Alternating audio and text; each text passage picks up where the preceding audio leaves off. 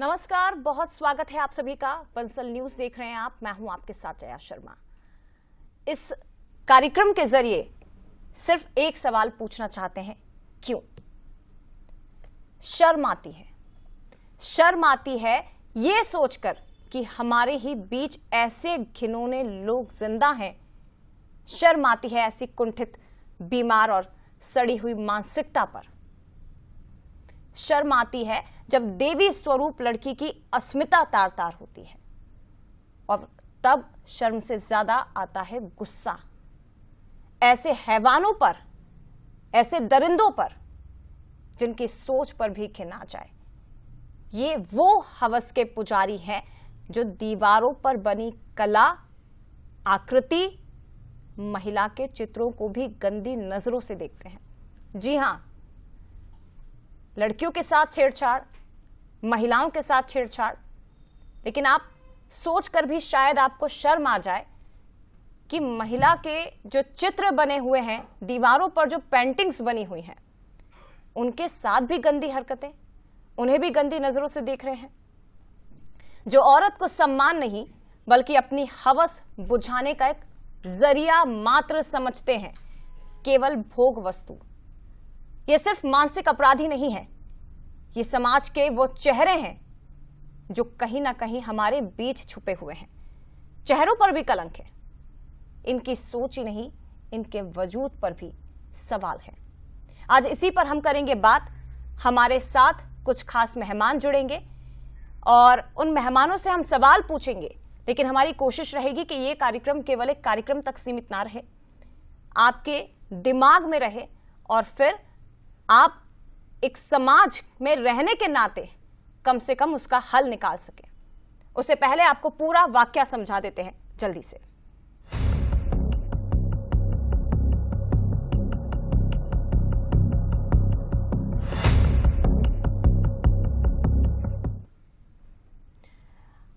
बात कर रहे हैं हम ग्वालियर शहर की। स्मार्ट सिटी बनने जा रहा है ग्वालियर शहर, लेकिन यहां के लोग कब स्मार्ट होंगे? इनकी जो घटिया, गंदी, दकियानुसी सोच है वो कब बदलेगी? हकीकत देखने की हिम्मत हम में नहीं है। ग्वालियर में 11वीं क्लास की एक छात्रा आशी कुशवाहा, जिसने शहर की गंदी हकीकत लोगों के सामने रख दी, और वो गंदी हकीकत ना सिर्फ देखी बल्कि उसे सबके सामने लाकर कई सवाल खड़े कर दिए हैं। वो सवाल जिसने ग्वालियर के हर बाशिंदे का सर शर्म से झुका दिया। सवाल यह है कि क्या हमारे शहर में औरत तो औरत, उसकी परछाई भी सुरक्षित नहीं है? जो है ये देखिए, शायद आपको भी शर्म आ जाए और उन लोगों को भी जिन्होंने ये हरकत की है। क्या वासना और अश्लीलता से बजबजा रहे दिमागों को औरत की परछाई भी अपनी गंदी अश्लील प्यास बुझाने का ही जरिया नजर आती है? 11वीं कक्षा की छात्रा है आशी कुशवाहा, जिन्होंने सोशल मीडिया पर एक वीडियो शेयर किया और शहर की स्मार्ट मानसिकता पर बड़े सवाल खड़े कर दिए।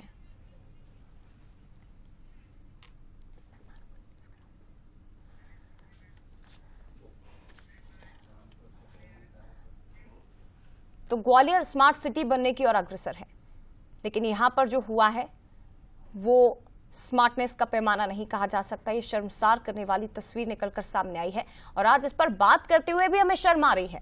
लेकिन जरूरी है बात करना उन लोगों के बारे में, उन घटिया लोगों के बारे में जो हमारे समाज में, हमारे बीच में ही ऐसी गंदी मानसिकता को लेकर बैठे हुए हैं। मेहमान हमारे साथ इस वक्त जुड़े हुए हैं, उनसे आपका परिचय करवा देती हूँ। आशी कुशवाहा हमारे साथ जुड़ी हैं, उनसे भी हम बात करेंगे। वही आशी कुशवाहा जिन्होंने समाज की इस गंदी सोच को लोगों के सामने लाकर खड़ा कर दिया। और हमारे साथ मीता वाधवा जी हैं, समाज सेवी भोपाल से। इसके साथ ही स्टूडियो में मेरे साथ मौजूद हैं अपेक्षा डबराल जी, पूर्व मिसेस इंडिया हैं, ये हमारे साथ जुड़ी हैं। कुछ और खास मेहमान भी हमारे साथ जुड़ेंगे। डॉक्टर वर्षा वरवंटकर जी, मनोवैज्ञानिक, उनसे भी हम बात करेंगे इस दकियानुसी सोच को लेकर, वो हमारे साथ जुड़ गई हैं। मेरी सहयोगी सोनल पांडे भी मेरे साथ जबलपुर से जुड़ेंगी, और पलक रघुवंशी मेरे साथ जुड़ेंगी भोपाल से ही। और सबसे पहले आशी कुशवाहा के पास जाते हुए और ये सवाल पूछते हुए कि आशी, आप ग्वालियर में रहती हैं, लेकिन ये केवल ग्वालियर का मामला अकेला हम नहीं मानेंगे कि केवल एक अकेला ग्वालियर का मामला है। हालांकि आप वहां पर मौजूद हैं, आपने उन तस्वीरों को देखा और मैं समझ सकती हूँ, क्योंकि यहाँ बैठकर मुझे बात करते हुए शर्म आ रही है उन लोगों को लेकर। आप तो रोज वहां से गुजरती थी, कब आपने ये देखा कि आपके स्मार्ट शहर की दीवारों पर इतनी गंदगी दिखाई दे रही है, महिलाओं को लेकर इतने घृणित चित्र वहां पर दिखाई दे रहे हैं? क्या हुआ था, बताइए। नमस्कार, मेरा नाम आशी कुशवाहा है और मैं 11th में पढ़ती हूँ। हुआ यूँ था कि 1 जनवरी को सुबह मैं वहाँ से गुजर रही थी, तो मेरी नज़र उन चीज़ों पर रैंडमली गई। तो फिर मैं ऑलरेडी वीडियोस वगैरह बनाती हूँ, तो मैंने सोचा कि मुझे वो देख के बहुत बुरा लगा था, तो मैंने उस चीज़ पर भी वीडियो बनाई और उसी दिन 1 जनवरी को ही रात को मैंने वो वीडियो पोस्ट किया था। मुझे बहुत बुरा लगा था उस चीज़ को देखकर। जी आशी, आपने 1 जनवरी को वो देखा, वो तस्वीरें जो दीवार पर आपके स्मार्ट सिटी के नाम पर वहां पर बनाई गई थी, खूबसूरत सी पेंटिंग्स, लेकिन वहां के कुछ लोगों ने, असामाजिक तत्व या जो इस कदर गंदी सोच वाले लोग थे, उन्होंने उस तस्वीर को पूरी तरह से गंदा कर दिया। अब सोशल मीडिया पे आपने इस पोस्ट को डाला, उसके बाद क्या हुआ आशी? किसी ने आपसे कांटेक्ट करने की कोशिश की, किसी ने आपसे बात की, कैसे लोग वहां पर पहुंच गए? क्योंकि बताया जा रहा है कि लोकेंद्र नाम के जो एक इन्फ्लुएंसर हैं, वो पहुंचे थे वहां पर उस तस्वीर को ठीक करने के लिए। जी मैंने जिस रात वो वीडियो पोस्ट किया था, तो वो वीडियो उसी रात को बहुत ज़्यादा वायरल हो गया था। ग्वालियर में ही नहीं, वो पूरे इंडिया में ही वायरल हो गया था। तो उसके बाद बहुत सारे न्यूज़ चैनल्स, इन्फ्लुएंसर्स वहाँ गए थे, वहाँ पे बहुत लोगों ने वीडियोस वगैरह बना के डाली थी। आशी, जब आपने देखा कि आपकी शहर को जब खूबसूरत बनाने की कोशिश हो रही है और उसी जगह को इतना गंदा किया जा रहा है, महिलाओं के प्रति इतनी सोच, और आप खुद एक महिला हैं, क्या क्या दिमाग में आया? क्या लगा? गुस्सा आया, घिन आई लोगों की ऐसी सोच को देखते हुए कि हम ऐसे शहर में रह रहे हैं, हम ऐसे समाज के लोगों के बीच में रह रहे हैं, हालांकि हमें चेहरा नहीं मालूम कि वो कौन थे, किसने ये गंदी हरकत की है? ये क्या आया दिमाग में आपके? मुझे देख के बहुत बुरा लगा था उस चीज़ को कि इतनी अच्छी स्मार्ट सिटी का टैग दिया हुआ है ग्वालियर में, उसके बाद भी लोगों की ये सोच है, ये मेंटालिटी के साथ लोग आज भी हम लोगों के बीच छुपे हुए हैं कि वो इसी औरत की पेंटिंग को, उसकी पेंटिंग को तक नहीं छोड़ रहे हैं, जिसमें वो औरत दिख भी नहीं रही है, सिर्फ वो उसका फिगर दिख रहा है उस पेंटिंग में औरत का, ना उसकी शक्ल दिख रही है, ना उसका कोई स्किन का पार्ट दिख रहा है। लोग उसके साथ ये चीज़ कर रहे हैं, तो अगर कोई लड़की है, कोई औरत है, अगर उसके साथ वो कितनी सेफ रहेगी ऐसे सिटी में, ऐसे पूरे कंट्री में? अच्छा आशी, ये बताइए, आप 11th क्लास में हैं, जब ये वीडियो वायरल हुआ, जब आपने समाज के एक वर्ग की, एक तबके की ऐसी निकृष्ट सोच को जब लोगों के सामने लाकर खड़ा कर दिया, फैमिली की ओर से क्या रिएक्शन आया? आपके स्कूल के जो टीचर्स हैं या आपके जो साथी हैं, आपके दोस्त हैं, उनकी तरफ से क्या कहा गया आपको? आपको डर था कि ऐसा ना हो, ये वीडियो वायरल हो जाए और कुछ गलत मेरे साथ हो जाए? हाँ, मुझे थोड़ा डर तो था कि मेरे साथ ऐसा कुछ गलत ना हो जाए, बट मेरी फैमिली ने मुझे बहुत सपोर्ट किया, मेरे मम्मा पापा ने भी इस चीज़ के लिए, क्योंकि अगर मैंने जब वो वीडियो पोस्ट किया तो फिर वहाँ पे नगर निगम ने जो है वो पूरी वॉल को ठीक करवा दिया था, तो मेरी फैमिली बहुत प्राउड थी। मेरे फ्रेंड्स ने भी मुझे बहुत ज़्यादा सपोर्ट किया, मेरे स्कूल टीचर्स ने तक मुझे मैसेज किया, मेरे वाइस प्रिंसिपल ने भी मुझे मैसेज किया कि मैं आगे और काम ऐसे करते रहूँ, तो मुझे सपोर्ट मिला था। ठीक है, अपेक्षा जी भी इस वक्त हमारे साथ मौजूद हैं, और अपेक्षा जी, आप तो एक ऐसी फील्ड से आती हैं जहां पर इन चीज़ों को बहुत कॉमन माना जाता है। ऐसा लगता है कि ठीक है, आंखों से हो गया, देख लिया, मतलब समझ में नहीं आता। आपने क्या ऑब्जर्व किया है मैम, जब आप उस इंडस्ट्री में आई, जब आप ऐसे लोगों के बीच में मौजूद रहती हैं, क्या ऑब्जर्व किया है आपने? लोगों की नजरें इतनी गंदी है कि आंखों से देख कर ही हम लड़कियां तो बहुत अच्छे से समझ सकती है मैम कि किस पुरुष की नजर किस तरह की, कितनी गंदी है। आपने क्या देखा? मैं एक ऐसी इंडस्ट्री से आती हूँ जहाँ मैं विमेन को बहुत स्ट्रांगली रिप्रेजेंट करती हूँ, ना ही स्टेट लेवल पे बल्कि नेशनल और इंटरनेशनल लेवल्स पे भी। जी, पर मैं ये एक जनरलाइज स्टेटमेंट नहीं कहना चाहूंगी कि हर आदमी गलत तरीके से देखता है या हर आदमी खराब है या हर लड़का खराब है। बिल्कुल बिल्कुल। समय बदल रहा है, लोग बहुत प्रोग्रेसिव हो रहे हैं और मर्द और औरत साथ में चल रहे हैं। ठीक है, जिस तरीके का एक्सपोजर मिलता है छोटे सिटीज को, फॉर एग्जाम्पल ग्वालियर, तो वहां जितना चीजों को आप दबा के रखेंगे, जितना टॉपिक्स को आप छुपा कर रखेंगे, सेक्स एजुकेशन को ओपन नहीं होने देंगे, इन चीजों को खुलेआम लड़के और लड़कियों को बात नहीं करने देंगे, तो ये इनक्विजिटिवनेस बढ़ती जाएगी और लोग अपने आप को एक्सप्रेस करने के सही और गलत तरीके निकालने शुरू कर देंगे। ये एक वही तरीका था जो कि जेंडर को एड कर डिसरिस्पेक्ट की तरफ लेकर गया, ऑब्जेक्टिफाई किया गया वुमेन को। पर मुझे लगता है आशी, आपको सबने अप्रिशिएट किया और मैं भी इस नेटवर्क के थ्रू आपको अप्रिशिएट करना चाहूंगी that you have been very very strong to bring something like this across social media, and I am pretty sure कि बाकी सब लोगों ने भी इसको अप्रिशिएट ही किया है। तो सबसे पहले अगर हमें इससे आगे बढ़ना है तो एज अ वुमेन विक्टिमाइज होना बंद करना पड़ेगा। It's not a very big deal, people will come do several things. तो क्या हम काम करना बंद कर देंगे? क्या हम अपने हिसाब से कपड़े पहनना बंद कर देंगे? क्या हम अपने आप को रिप्रेजेंट करना बंद कर देंगे? नहीं, हम इसको एड्रेस करेंगे जैसे आशी ने एड्रेस किया, जैसे उस लड़के ने आकर उस पेंटिंग को सही किया। I appreciate his efforts also in this case. Major chunk या प्रॉब्लम जो है वो है कल्चरल, लीगल, एजुकेशनल लेवल पर। स्टार्टिंग से ही हमें बच्चों को, स्पेशली मेल जेंट्री को, छोटे बच्चों को ये चीजें सिखानी पड़ेंगी। जेंडर सेंसिटाइजेशन क्या होता है, जब वो ये चीज समझेंगे कि महिला और आदमी दोनों एक ही पेडेस्टल पे हैं, तब आप इक्वल रिस्पेक्ट देना शुरू करेंगे। ऐसा क्यों नहीं होता कि आदमियों के सिलुएट्स बने होते हैं और कोई लड़की जाकर प्राइवेट पार्ट्स बनाती है? ऐसा कभी भी नहीं होता, क्योंकि ना हमें डर है, ना हमें चिंता है, ना हम उन्हें थ्रेट की तरह महसूस करते हैं। ये प्रॉब्लम तब आती है जब आप फीमेल्स को थ्रेट की तरह महसूस करते हैं और आप उनकी डिग्निटी को टच करने की कोशिश करते हैं कि किसी तरह से ये दब जाए। तो ये बहुत ही चीप गिमिक था जिसको बहुत अच्छी तरीके से एक लड़की सामने लेकर आई और गवर्नमेंट ने उसको अभी व्हाइट पेंट कर दिया। बट मैं चाहती हूं कि ये वापस पेंट हो और खूबसूरती से पेंट हो और विजिलेंस इतना सतर्क हो जाए कि अब कोई उस पर दाग ना लगा पाए। बिल्कुल सही बात है अपेक्षा जी, बिल्कुल सही बात आपने कही, क्योंकि देखिए ऐसे लोग हर जगह मिलेंगे। आप कहीं भी जाइए, आप फिल्म इंडस्ट्री में जाइए, आप किसी भी जगह, आप मंदिर में चले जाइए, वहां भी लोगों की नजरें ठीक नहीं है। आप अगर सोचे आप मंदिर में जाएं लोगों की नजरें ठीक हो जाएगी, तो ऐसा बिल्कुल भी नहीं होगा। एक्सरे होती हैं कई बार, आप पूरी तरह से ढके हो फिर भी आप अपने आप को बिना कपड़े का महसूस कर सकते हो, जस्ट बिकॉज कोई आपको एक पर्टिकुलर तरीके से देखेगा। अब सोचिए अगर कोई लड़की ये कह रही है, मैं यहाँ पे माफी मांगूंगी, ऐसा ना हो मुझे गलत ले लिया जाए, लेकिन बात यही है कि कई बार लड़कियां ये कमेंट करती हैं कि अगर हम बुर्का पहन के भी निकल जाएंगे तो भी हम नजरों से बच नहीं पाएंगे। हाँ बिल्कुल लोगों की नजरों से हम नहीं बच सकते। ये गंदी सोच है और सोच को सुधारना होगा। हमारे साथ इस वक्त डॉक्टर वर्षा जी भी जुड़ी हुई हैं जो मनोवैज्ञानिक है। वर्षा जी, गुस्सा आ रहा है, गुस्सा भी आ रहा है, दर्द भी हो रहा है, घिन भी आ रही है कि कैसे लोग हैं ये, किस तरह के लोग हैं ये, और ये जो तस्वीरें इस वक्त हम देख रहे हैं कि, और सोचिए हैरानी की बात है मैम कि एक पुरुष जो उस पेंटिंग को खराब कर देता है, गंदा कर देता है, उसकी गंदी सोच उसमें डाल देता है, और दूसरी तरफ एक और पुरुष उस पेंटिंग को सही कर रहा है। कितना अंतर है आप सोचिए। है एक ही वर्ग, वही है, वही समाज का हिस्सा, लेकिन बहुत अंतर है। आप मुझे जरा समझाइए कि सार्वजनिक जगह पर महिलाओं के चित्र के साथ ऐसी हरकत किस तरह की मानसिकता को दर्शाती है?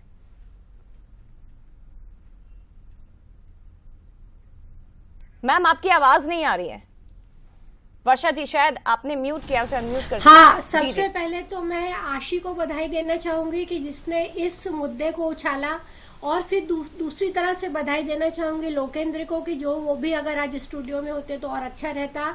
तो आप ये देखिए कि आपको गुस्सा आ रहा है, आपको घृणा हो रही है, आपको किसी को एकदम से तनाव हो रहा है, पर मुझे खुशी हो रही है कि समाज की इस परंपरागत सोच को तोड़ने के लिए हमारे दो युवा आगे आए हैं और उनको मैं बधाई का पात्र देती हूँ। तो शुरुआत यह है कि हमारी मानसिक रूढ़िगत जो हमारी पितरात्मक सत्ता में महिलाओं को एक हमेशा से, जैसे कि आपकी पहले भी मैम ने कहा कि महिलाओं को हम एक सेक्सुअली ऑब्जेक्टिफाई करके रखे हैं और नजरें पुरुषों की खराब होती हैं कोई भी समाजों में। सिर्फ भारत की बात नहीं कर रही हूँ, पूरे विश्व की बात कर रही हूँ कि नजरें पुरुषों की खराब है, लेकिन सुरक्षा महिलाओं की कराई जाती है। महिलाओं को आंचल बनाया जाता है, महिलाओं को सिर पे आंचल रखने बोला जाता है, महिलाओं को बुर्का पहनने बोला जाता है, क्रिश्चियन देशों में महिलाओं को स्कार्फ रखने बोला जाता है। तो हमने नजरों पे काम नहीं किया, हमने वो नजरें जिस व्यक्ति पे जा रही थी उस पे हमने बचाव करने की कोशिश किया। तो सबसे पहले हमको सेक्सुअल एजुकेशन को, सेक्स एजुकेशन को बच्चों से बचपन से ही शुरू करना पड़ेगा। और दूसरा ये है कि आप देखिए, हम अधिकतर घरों में, क्या 100% घरों में आज भी हम अपने जो जननांगों को कुछ ना कुछ निकनेम से बुलाते हैं। हम आँख को आँख बोलते हैं, नाक को नाक बोलते हैं, लेकिन हम अपने जननांगों को कोई कुछ बोलता है, कोई कुछ बोलता है। तो सबसे पहले अपने बच्चों को ये बताइए कि वो प्रजनन के अंग है, वो बहुत ही सुंदर अंग है जो आगे चलकर नेक्स्ट जनरेशन को इस दुनिया में लाते हैं। तो जिस दिन माँ नाक को नाक बोल रही है, आँख को आँख बोल रही है, और जननांग को जो भी उनकी भाषा में बोला जाता है वो बोलना कि ये नुन्नू है, ये ऐसी है, या आऊ है, या बाऊ है, ये बोलना छोड़कर आप बच्चों को सही अंग का नाम बताइए। फिर दूसरा, जब बच्चे जैसे ही थोड़े बड़े होते हैं, घर में आप उनको सेक्सुअल एजुकेशन की बातें करना शुरू करिए। आपका बच्चा अभी पहला जैसा नहीं है, बच्चे के पास इंटरनेट है, बच्चों के पास बहुत सारी जानकारी उपलब्ध है। पहले नहीं थी। तो आपको याद होगा कि पहले पुरुष लोग पत्रिकाओं में महिलाओं की मूछें बनाते थे, आप देखिए जो डूडलिंग करते हुए। तो कहीं ना कहीं हमारी कुत्सित मानसिकता है। तो हमको रूट कॉज पे काम करना पड़ेगा। हर घर में बच्चे को सेक्सुअल एजुकेशन देना पड़ेगा। जननांगों को सही ढंग से आप नाम बताना शुरू करिए। और जब बच्चा 3 से 4 साल का होता है तो उसको ये बताइए कि ये प्राइवेट अंग है, लेकिन ये बहुत ही खूबसूरत अंग है जो आगे, और शुरुआत परिवार से ही होनी चाहिए। डॉक्टर वर्षा, परिवार से ही शुरुआत होनी चाहिए। देखिए, जनरेशन गैप एक बहुत बड़ी समस्या बन जाता है।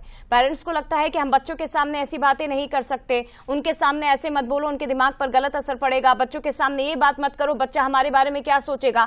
और सोचिए, यही कारण है, घर से निकली जो चीजें हैं ना, वो समाज को खराब भी कर सकती हैं और समाज को ठीक करने का काम भी कर सकती हैं। मीता वाधवा जी हमारे साथ, अब मैं लौटूंगी आपके पास। मीता वाधवा जी हमारे साथ इस वक्त जुड़ गई हैं।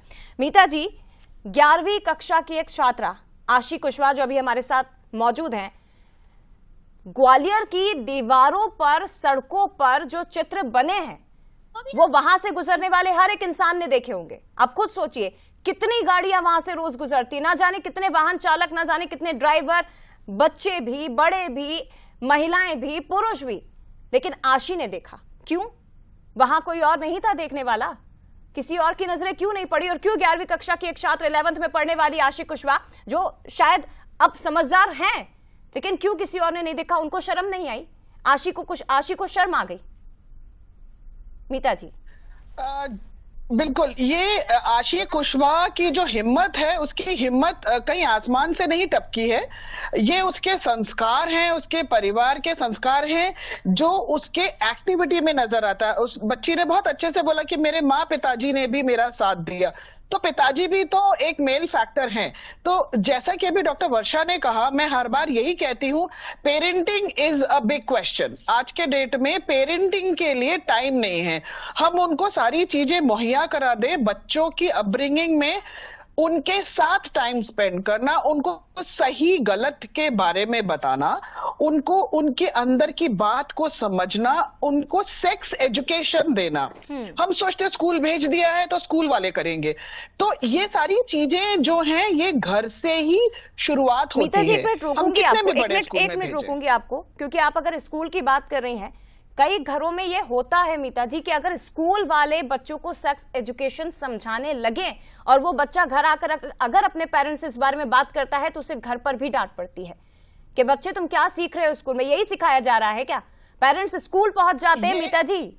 बिल्कुल सही बोला है। ये मेरे साथ ही हो चुका है कि मैं कई बार बच्चों को जब बताती हूँ कि मतलब मैं सेक्स एजुकेशन के बारे में बताती हूँ या फिर मैं उनको चाइल्ड हेल्पलाइन के बारे में बताती हूँ, तो मेरे पास उसके लिए कॉल आते हैं टीचर्स को कि आपने किसको बुला दिया था, हमने बच्चे को डांटा, वो हमें चाइल्ड हेल्पलाइन की धमकी दे रहा है। या फिर उनको ये बोला जाता है कि आप इतने छोटे बच्चे को, देखिए आज के डेट में पीरियड्स लड़की लड़कियों को 4th क्लास में दिया जाता है बिकॉज ऑफ उनके डेली रूटीन और लाइफस्टाइल के चक्कर में। तो हम लोग कोशिश ये करते हैं कि 5th प्लस जो प्राइमरी सेक्शन है उनको सेक्स एजुकेशन जरूर दें। मेरे पास कॉल आते हैं कि बच्चे का अगर दिमाग भी नहीं जा रहा है तो भी चला जाता है। मीता जी, मैं आपके पास आती हूँ मैम, मैं आती हूँ आपके पास इस पर और बात हम करेंगे। स्टूडियो से निकलकर जरा बाहर आपको लेकर चलते हैं समाज के लोगों के कुछ बीच में। मेरी सहयोगी सोनल मेरे साथ इस वक्त जुड़ी हुई हैं जबलपुर से, और उनके साथ कुछ लड़कियां हैं, उनसे हम जानते हैं, क्योंकि वो भी शायद हमेशा ही इस तरह की घटनाओं से दो चार होती होंगी। छेड़छाड़ हो गई, कमेंट हो गए, ये तो शायद ऐसा लगता है कि हमारी दिनचर्या का हिस्सा बन चुका है, इसका सामना हमें करना होगा। सोनल, बात करिए, जो पीछे आपकी लड़कियां बैठी हुई हैं, किस तरह की परेशानी, किस तरह की फप्तियां, और ये जो ग्वालियर में हुआ है ये केवल ग्वालियर तक सीमित नहीं है, ये पूरे समाज की समस्या है। जी बिल्कुल, कहा जा सकता है कि ग्वालियर में जिस तरीके की हरकत हुई, ये कहा जा सकता है कि महिलाएं अपने आप को कहां तक सुरक्षित महसूस करें, क्योंकि एक पेंटिंग के साथ जो कि निर्जीव है उसके साथ जब छेड़छाड़ की जा सकती है तो महिलाओं के साथ क्या कुछ नहीं हो सकता। हमारे साथ तमाम लड़कियां हैं जो कि कोचिंग आती हैं, और इस कोचिंग आने जाने के दौरान इनको तमाम परेशानियों का सामना भी करना पड़ता होगा। इनसे ही बातचीत करते हैं। ग्वालियर की एक घटना देखने को भी मिली होगी, सुनने को भी मिली होगी, क्या कहना चाहते हैं आप उसके बारे में? जो ग्वालियर में घटना घटित हुई है वो पहले तो लोगों की मानसिकता को दर्शाता है कि आज भी सरकार इतना वुमेन एम्पावरमेंट को प्रमोट कर रहे हैं, तब भी हमारे आज वॉल पेंटिंग्स जो निर्जीव हैं उन पर भी आज ऑब्जेक्टिफाई कर रहे हैं वुमेन्स को, और वुमेन्स की सेफ्टी पर कितना बड़ा सवाल उठ रहा है। एज अ टीनेजर हमारी भी सेफ्टी पर कितना बड़ा सवाल उठ रहा है। हम आना जाना करते हैं, उस पर भी हमारे मन में आज डर बैठ रहा है, जो कि बिल्कुल भी गलत है और इसको प्रमोट नहीं करना चाहिए। और वॉल्स को वाइट पेंट कर कर कोई भी माइंडसेट हम साफ नहीं कर सकते हैं। जब तक माइंडसेट पर हम काम ना करें, लोगों की विचारधारा ना बदली जाए, तब तक कोई ऐसे में विकास नहीं होगा, ना देश का ना सिटीज का। ठीक है, जल्दी जल्दी बाकी लोगों से स्मार्ट बात सिटी से करिए। इस तरीके की सोनल। चीजें सामने निकल के आई हैं। ये एक बहुत ही शर्मनाक घटना है। योगा जो कि काम, पीसफुल एंड डिसिप्लिन को दर्शाता है, उस पे वुमेन्स की पेंटिंग पर ये सब दर्दनाक घटनाएं देखना एक बहुत ही शर्मनाक बात है। ये लोगों की, मेंस की जो माइंड सेट है उसको ऑब्जेक्टिफाई करता है। ये बहुत ही, क्योंकि इस तरीके की बहुत कठिन होगा। रात में आप बाहर निकलने की कई बार कंडीशंस आती होगी, फैमिली को आप कैसे समझाती हैं, क्या एक्सप्लेन करती हैं उन्हें? हमें अपने फैमिली को यही एक्सप्लेन करना चाहिए कि अगर एक पेंटिंग के साथ ऐसा हो रहा है तो आप अज्यूम करके देखो कि एक गर्ल के साथ फिर एक्चुअल में क्या होता होगा, जब एक पेंटिंग सेफ नहीं है वहाँ पे कि उस पेंटिंग के साथ ऐसा कर दिया गया है। तो जो लड़कियाँ जो रात में ट्रेवल करती हैं, बस, ट्रेन, जिसमें भी, तो उनके साथ वो बॉय जो भी होते हैं, जो जिनका गंदा माइंडसेट है, वो उनके साथ क्या करते होंगे। तो अगर हमें अपने फैमिली को समझाना होगा तो हमें उनको, मतलब हमें थोड़ा अपनी फैमिली से ओपन अप होना होगा कि ठीक है सोनल, आप बातचीत करते रहिए, लेकिन ये जो लड़कियां जुड़ी हुई हैं, आप बात कंटिन्यू करिए, लेकिन ये जो लड़कियां जुड़ी हुई हैं, इनके चेहरे अगर आपने देखे हों, डर भी है और दर्द भी है। कोई बस में ट्रैवल करता है, कोई ट्रेन में ट्रैवल करता है, अप डाउन करता है, कोचिंग जाते हैं, कॉलेज जाते हैं, अपने घर से निकलकर हर जगह घूमते हैं, आज़ादी है, घूम रहे हैं। लेकिन उन 24 घंटों के दौरान आप ये देखिए कि कितने लोगों ने किस तरह से उस लड़की को देखा है। आपके बॉडी के पार्ट्स को नोटिस किया जाता है, क्या बड़ा है, क्या छोटा है, क्या साइज है। सोचिए कितनी शर्मनाक हरकत है ये। हम बात करते हैं क्या? हम पुरुषों के बारे में, लड़कों के बारे में बोलते हैं क्या कि वो देख कैसा दिख रहा है? तो फिर महिलाओं को लेकर, लड़कियों को लेकर ऐसी सोच क्यों है, इतनी घिनौनी सोच? और वो लड़कियां ये कह रही हैं कि डर लगता है, निकलते हैं घरों से बाहर लेकिन डर लगता है। हम समझाते हैं अपने पेरेंट्स को, दिन भर में ना जाने कितने कॉल्स आते हैं लड़कियों के पास, जब ऑफिस से आप घर नहीं पहुंचते, या आपके पेरेंट्स को पता है कि आपके ऑफिस के निकलने का टाइमिंग क्या है, घर से निकलेंगे तो ऑफिस पहुंचे कि नहीं पहुंचे, ये सवाल भी पूछा जाता है। अपेक्षा जी, सवाल ये है, लड़कियों को सुरक्षित करने की जरूरत है या लड़कों को सभ्य बनाने की जरूरत है? दोनों में बैलेंस क्रिएट करने की बहुत ज़रूरत है। लड़कों को सभ्य बनने की बिल्कुल ज़रूरत है। जितनी माएँ हैं जिनके लड़के हैं, मेरा भी एक बेटा है और मैं एज एन एग्जाम्पल ये सेट करना चाहूँगी, वो 11 साल का है लेकिन उसे हर एक चीज़ पता है जो महिला गो थ्रू करती है, चाहे वो पीरियड्स हो, चाहे वो प्रेगनेंसी हो, चाहे वो एक लेवल हो जहाँ पर वो एक लड़की को छू सकता है। कंसेंट क्या होता है उसे बहुत अच्छे से पता है। अगर उसकी क्लास में किसी लड़की को पीरियड्स आ जाए तो उसे पता है उसको रीअश्योरेंस कैसे देना और है। वो सिर्फ 11 साल का है। वो सिर्फ 11 साल का है। तो ये हमें बहुत ओपनली बात करनी पड़ेगी। और मैं एक एग्जाम्पल सेट करती हूँ उसके सामने, मेरे हस्बैंड एक एग्जाम्पल सेट करते हैं उसके सामने। तो माता पिता सबसे बड़े रोल मॉडल्स होते हैं एक बच्चे की लाइफ में, चाहे वो फीमेल हो या मेल हो। और हमें उस तरीके से अगर समाज की सोच बदलनी पड़ेगी, क्योंकि सोच से ही समाज बनता है, तो वो अगर बदलनी है तो अब हमें किसी और के कंधे पर गन रख के नहीं शूट करना है, हमें खुद बाहर निकल के एग्जाम्पल सेट करना है। बहुत बहुत इंपॉर्टेंट है। रही बात महिलाओं को खुद सशक्त होने की, it is very very important. ये कुरुक्षेत्र है। अगर आप घर से बाहर निकल गए हैं तो आपको अपनी सेफ्टी का खुद ध्यान रखना है। सबसे पहले अपने आप को सेल्फ डिफेंस में ज़रूर ट्रेन करें। बहुत पावरफुल महसूस होता है। कल अगर किसी लड़के ने मुड़कर कुछ बोल दिया ना, तो आप टर्न करके एक झापड़ मार सकते हो उसको, बिल्कुल मारिए उसी समय। You have to nip it in the bud. ये जो हुआ है ये इमीडिएटली नहीं हुआ है, ये बहुत सारी छोटी छोटी चीजों के रेड फ्लैग्स हैं जिन्हें हमने नेगेट करते गए इग्नोर करते गए और हिम्मत बढ़ी कि पब्लिक प्रॉपर्टी को जाके हम डैमेज करेंगे, वैंडलाइज करेंगे। तो ये हिम्मत कैसे बढ़ी? कहीं ना कहीं पे ग्वालियर का जो जुडिशरी है या जो लॉ सिस्टम है वो शायद इतना टाइट नहीं है। क्या अभी तक कुछ भी इसके बारे में पता कर पाए लोग कि किसने किया, कैसे किया? या आगे अगर वापस इस व्हाइट वॉल को, मैं चाहती हूं वापस ये व्हाइट वॉल, वापस ये योगिक मुद्राओं में कन्वर्ट हो, लेकिन उसके बाद आप इसको कैसे सेफगार्ड करेंगे? क्या आप सिविल सोसाइटी को उतना अवेयर करना चाह रहे हैं कि वो भी कल अगर कुछ देखें तो एक आशी नहीं 100 आशियां हों जो इस चीज को एड्रेस करें सोशल मीडिया पे? तब जाके बैलेंस क्रिएट होगा। इसमें समय लगेगा। तो लड़कों को भी एजुकेशन की बहुत जरूरत है, शालीनता लाने की बहुत जरूरत है। पैरेलली लड़कियों को अपने आप में बहुत सेल्फ कॉन्फिडेंस, बहुत अपने आप को विक्टिमाइज ना करना और अपनी स्ट्रेंथ को शोकेस करने पे बहुत बहुत ध्यान देना पड़ेगा। बिल्कुल सही बात है मैम कि ये शर्मनाक है और वाकई में केवल एक आशी कुशवाहा नहीं होनी चाहिए। मैं बार बार यही सवाल उठा रही हूँ। ग्वालियर में आप रह रहे हैं, बार बार वही बात है। उस सड़क से तो न जाने कितनी आशी गुजरी होंगी, न जाने कितने लोग गुजरे होंगे। क्यों किसी ने नहीं देखा? और क्यों सिर्फ एक महिला को शर्म आई? सवाल यह भी कि क्यों सिर्फ एक महिला को शर्म आई?